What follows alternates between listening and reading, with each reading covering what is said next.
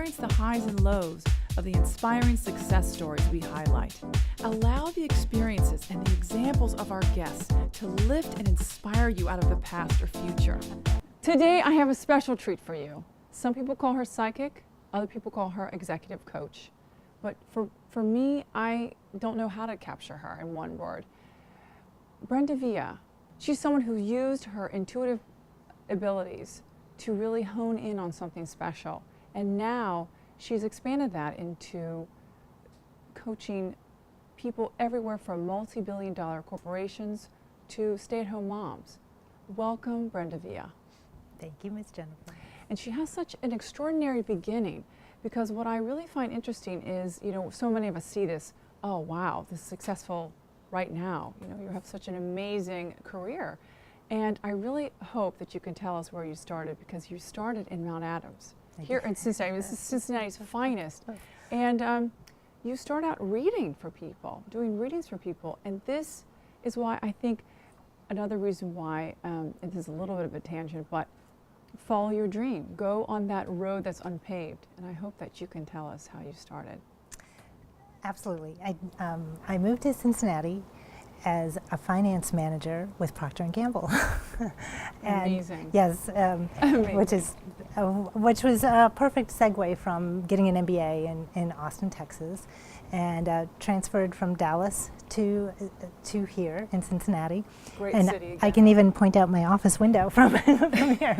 Where I was crunch my little numbers, and literally drove one rainy night from my little cube in TN2 to up here in Mount Adams, and walked around this beautiful little shop that doesn't exist anymore called Kindred Spirits, and Yes. walked around the entire shop, and this lady said, "Can I help you?" As a great clerk will do. And I said, "No, I'm looking for stationery."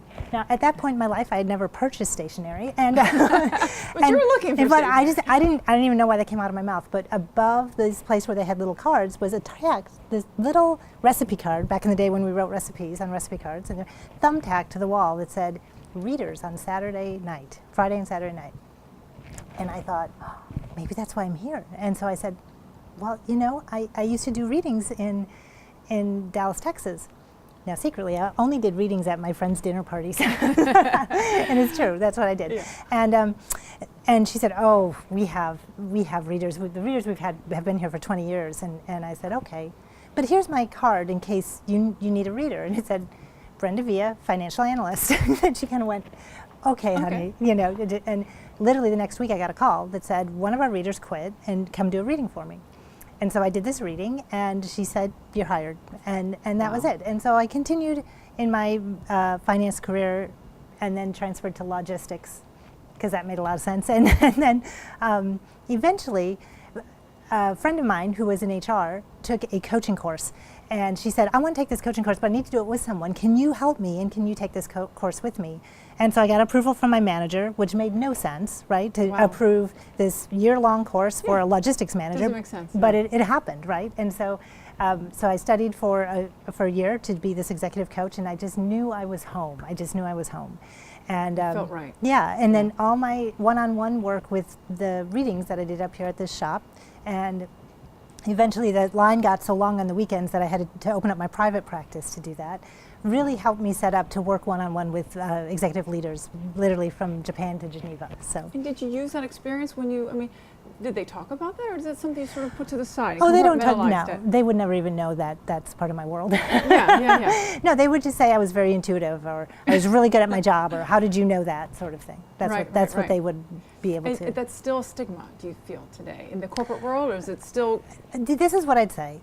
It's nothing that they can lead with, but they're all about anything that works. Absolutely. And so when you can prove to them, and I don't have to lay out my tarot cards with an executive, right? Exactly. I like to do that because I'm a visual person, so when I'm doing an individual consultation, I'll use that, but that's not required. What I can do is just help them and feel for them and how to better approach a situation, a person, a deal, whatever it is they're doing. And what I love about your philosophy is you allow people to step up into their best life. Yeah. And we talk about Cincinnati's finest, living your best life, and it's no whining required. I mean, I love this. You're no nonsense, no whining required, but it's the time is now. You know, this motto, the time is now. It is. If it's not you, then who? If it's not now, then when? And this is so much your philosophy. I love that about you. And well, I mean, my whole thing is that this is not a dress rehearsal. Nobody knows how long we get, right? Well, there is supposedly a sage in India that does know that, but I don't know who that is. But it's really just living every day to your fullest as much as we can. And yes, we have to take care of the dishes and the laundry and the kids and the dog and the, you know, all those day-to-day things. Absolutely, we have to do the mundane, but why not do everything as big as you can for as long as you have? Absolutely, right? absolutely. So. And when you find that most people, they find excuses, every little excuse, why they shouldn't do what they want to do, or why they can't do what they want to do? Really, I think most of us, and I put myself in this category, we get scared. We get scared for a gazillion reasons, but mostly we're afraid of failing, right? We're just like, what if it doesn't go well? Well, what's the worst? You're embarrassed. Okay, you get up the next morning and you do something else. And that keeps us trapped in the same old thing. Or what will people think, right? That's a big one. What will people think? When I left my job at P&G, I was so afraid, at Procter & Gamble, I was so afraid, what am I going to put on my, IRS tax return? I'm a psychic? I mean, they're going to laugh at me, Well, and that's the thing, the road less traveled. I mean, those of you who have these passions or these dreams, and they may not be the conventional dreams. This is a great example. I mean, they rarely are. I never dreamed of being a financial analyst. I really, and I was actually good at it, but I never dreamed of it. It didn't, I didn't wake up in the morning and go, yay, I get to run a spreadsheet today. Well, and some people do. Well, exactly. So it's about finding that spark. What sparks you? What is it so you really never work a day in your life? And then you're a testimony to that, and now you're traveling internationally. You're doing these, multi-billion-dollar corporations. Everyone from that, and I must say, to stay-at-home moms. I mean, it really is the gamut.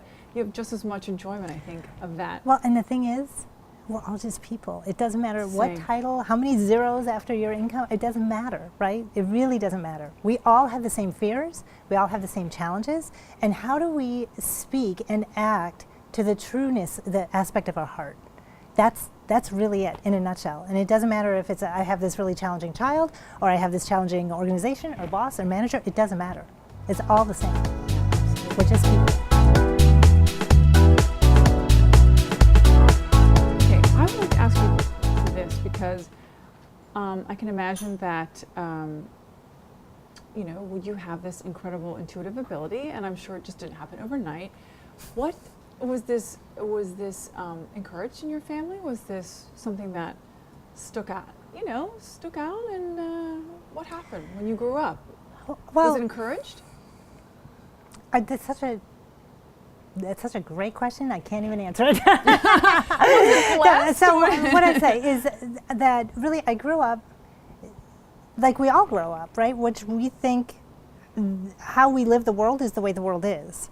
And so we don't know that the family next door is actually very different or whatever. And so I grew up in a very loving home, but there was also alcohol in the home. And so there's a lot we didn't talk about.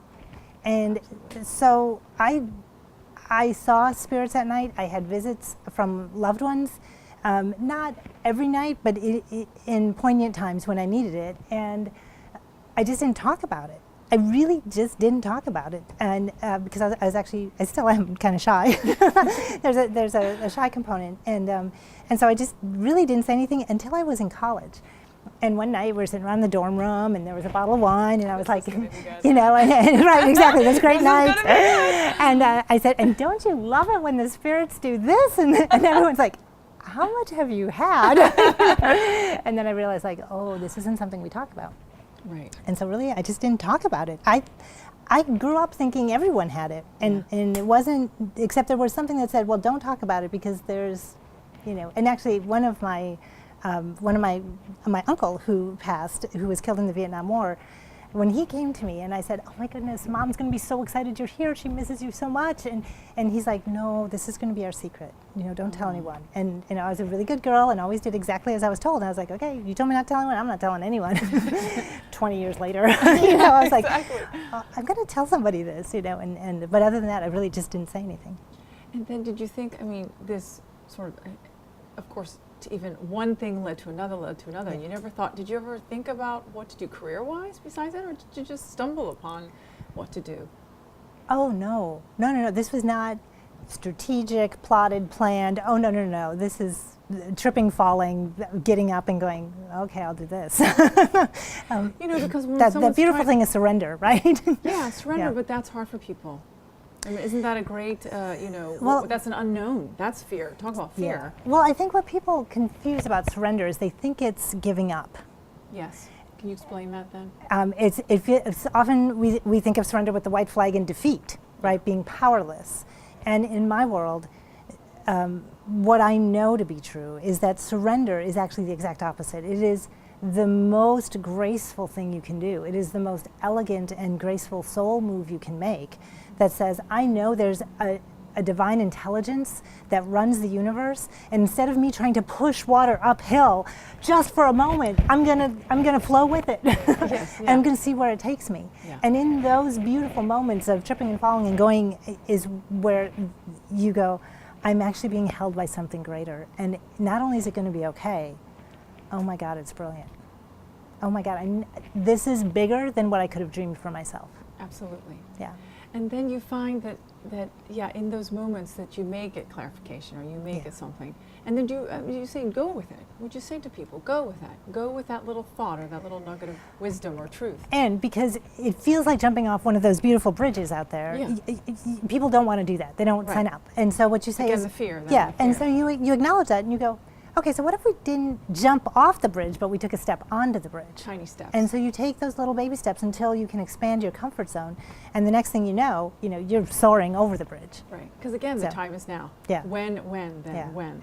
But you can't go faster than you can go. That's really important because people blow themselves up all the time Right. trying to go faster than they can go or trying to push that water uphill. I'm going to make this work. I'm going to make this work. And then finally they get so exhausted.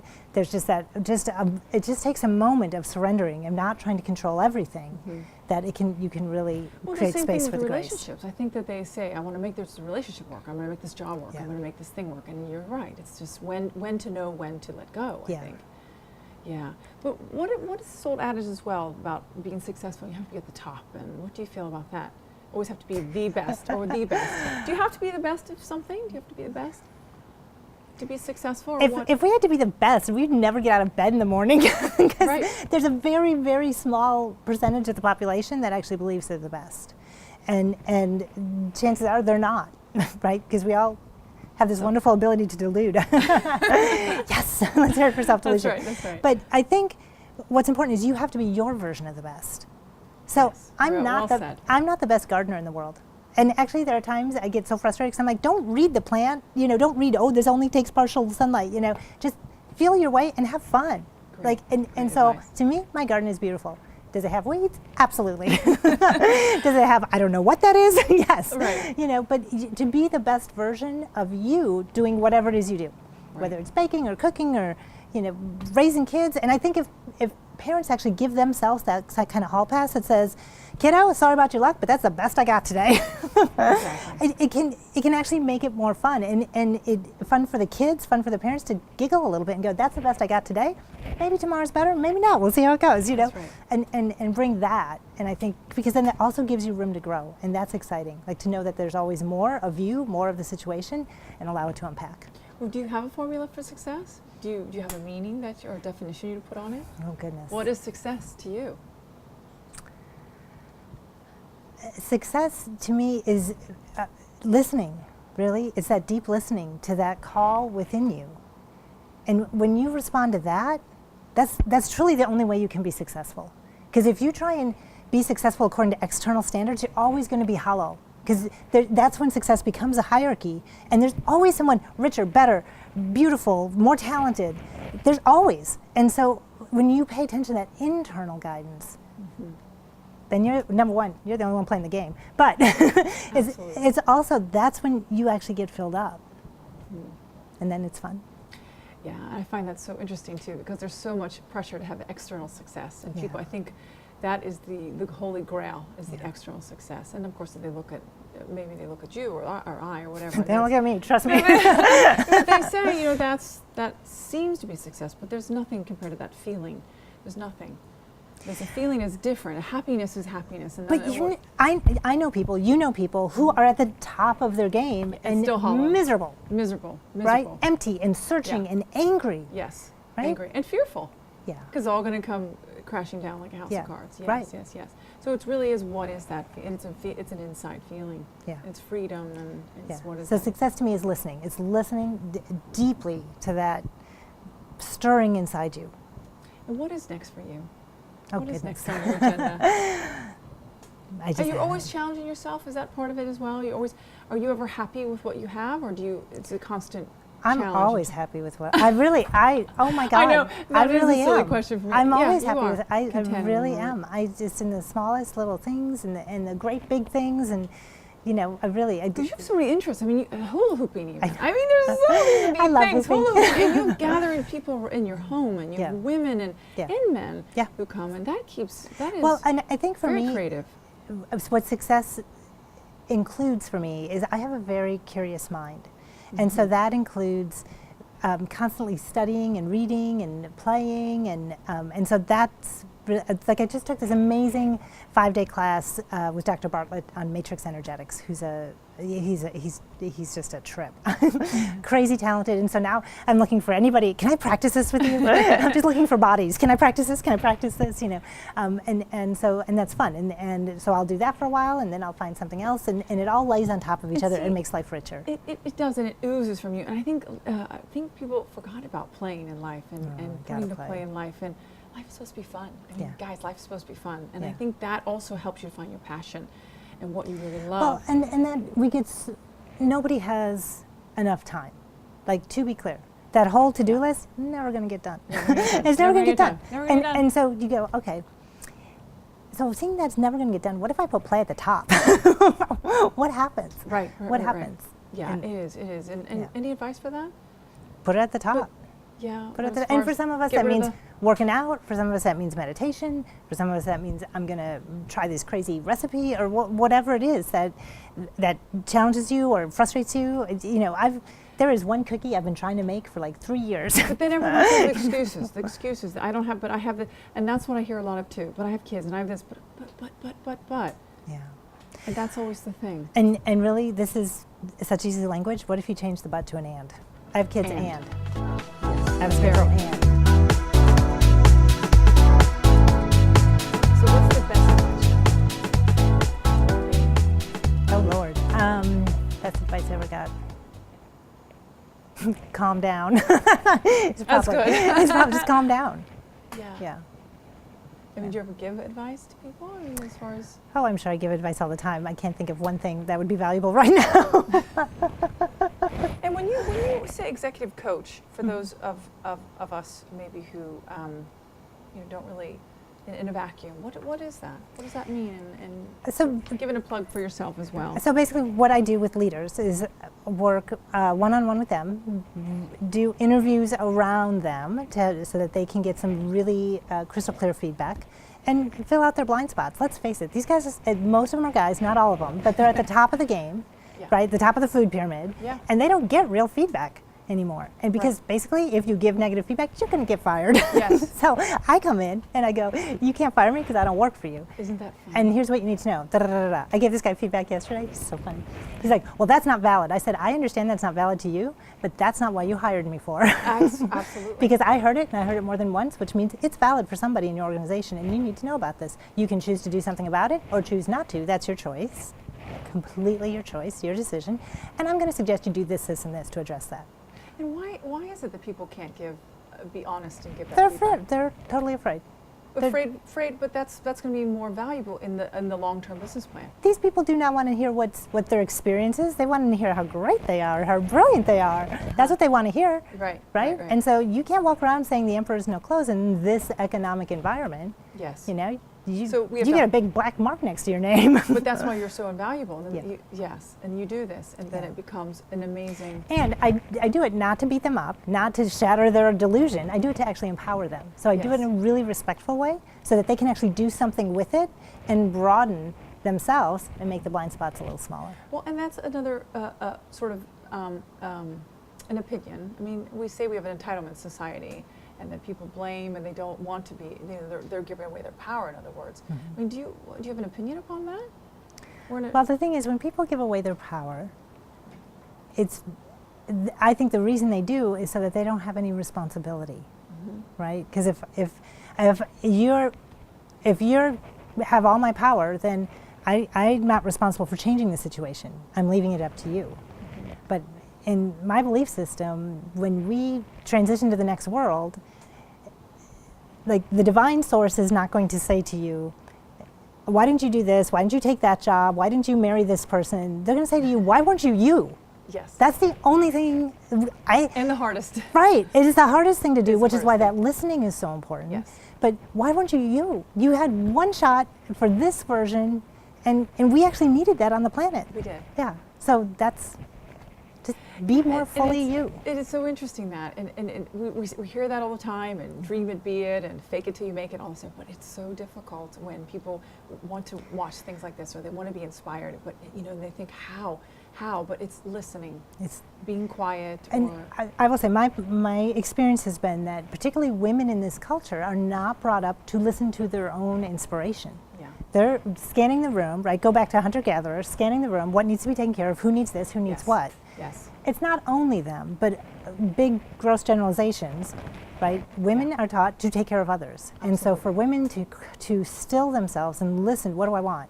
What do I, not what do I want on the surface, what do I really long for? You know, it's so funny because I'll never forget what Oprah had said. She got the most hate letters when she told women to take time for themselves. And she said, put yourself first. And she got the most hate letters ever. That was like a decade ago. Yeah. And it's true. Generations ago. It's true. Generations because we were ago. taught put the oxygen mask on everyone else and then yourself. Yeah. But that's why a lot of women actually grew up not knowing who they were, not knowing what they wanted. And the truth is, if I know exactly who I am, that gives you all kinds of space to be exactly who you are. I'm not dependent on you for my exceptional happiness, right? Right? You're not marrying a man to complete you. You're not you're not getting a job but because it doesn't your parents matter told you to if get that I job. live with someone, if I work with someone, right? You didn't look at me right. What? It doesn't matter because I know within myself, you're having your experience, I'm having mine, we come together, we move apart, but I'm in charge. It's an exceptionally important quality to have. Yeah. And it's an exceptionally important job to do, to find out who you are. Second graders got it right. You're not the boss of me. Right, exactly. Yeah, and it's interesting because another thing that someone had brought up in a previous interview is they said that it's a time when most youth now are so unhappy and so lost, and they're pissed. They are pissed. But there's the most antidepressants being, and they're mostly involved in watching these dramas, and they're pitting against other. And they said why? I don't know why. And you just maybe there isn't an answer. What things are? Maybe it's the anger. I don't know. They're pissed, and I think that the world is coming at them so it's so multidimensionally, right? Nobody unplugs anymore. Right, so if I'm not watching TV, then I've got my computer, I've got my iPhone, I've got whatever it is. They're not listening to anything inside, and externally they can't get all that external levels that they're seeing and they have access to, and so they think there's a separation between them and what success is. But the truth is, you got to go back to that internal compass, and you go, what do you really want? Do you want to be on The Real Housewives? I mean, is that what you want? Right. Not really. What do you want? Well, I kind of want to take an art class, but it's not cool, or whatever it is. Nothing against art. I don't know if art's cool, but But really, if you can help them close the gap between what they are longing for, but are afraid to seek or don't see in front of them, so they don't have the affirmation. But if they can get still and quiet and listen to that voice, all of a sudden some of that anger goes away, and then they practice it, and it expands, and then you can see them get happy. It doesn't matter if you feed them food their body wants, but maybe their mind doesn't. But it's like brilliant. Yeah, because the messages are be in a band, or be on The Real Housewives, or be someone beautiful. That's it. Like externally, that's it. Yeah, be thin or whatever. Yeah. How about be who you are? Be who you are. Right? Because that's a novel idea. You can do that. You can actually do that. Yeah, and it would cause anger because there's the disillusion. Like what? But they know it. They actually know that's not right. Like they can feel it, and you can see it rise up within them. Yeah. They get cranky, man. They get cranky pants. Cranky pants. Well, and I love, but see, this is why you're so good at what you do. I mean, and I love your thing. It's be, believe, begin, and become. And I love that. It's all B, of course, Brenda. Brenda, your name Brenda, but and become. And I think that's I love the part that it even says just begin. Yeah. To believe, and then begin, and then become. I mean, I don't know if you did that Well, in the yeah. correct order, but it's just so beautifully done. So, and what people get confused on is that we are really, people are like, we're human actions. What have you done, right? Who have you talked to, you know, before I will even be with you, as opposed to, Yes. you know what, because you be, I can be in your presence. It doesn't matter, like we're not human actions, we're Beautiful. human beings. Yes. And so that's why it's first be inside your skin, and then begin to believe not only in yourself and the possibility of what you long for, Yeah, right? it's So, beautiful. and then begin, and then become, And then become. right? And what would you like to leave as your legacy? What would you like to be remembered for when it's all said and done? She had fun. She had fun. And you are so much fun. That's what I hope people remember. Yeah, you are Or fun. and that And they had fun in my presence. yeah, and you Yeah. always have a smile on your face. You're always happy. So. You're always, it's wonderful. Have a great life, you know? Yeah, have a great life. Party, Yeah. party, Yeah. party more. Yeah. No, but you know, I really think you are the finest, and I think it's such a tribute that, you know, Cincinnati has these amazing people like you that are here to help us along, to help us step up. Yeah. To be our finest and greatest. So I want to thank you for that, and thank you for your contribution. Thank to, you. And I know you travel all around, but you are here. She's here, guys. Yeah, and you're helping all the corporations, but you're helping everyday people too. So Yeah. it's wonderful. So Thank you. so much. Thank Thanks you, for Jen. being here. Thank you. Brenda, yeah. Mm-hmm. Come find yourself. The world needs you, all of you. How long are you willing to wait? Are you ready?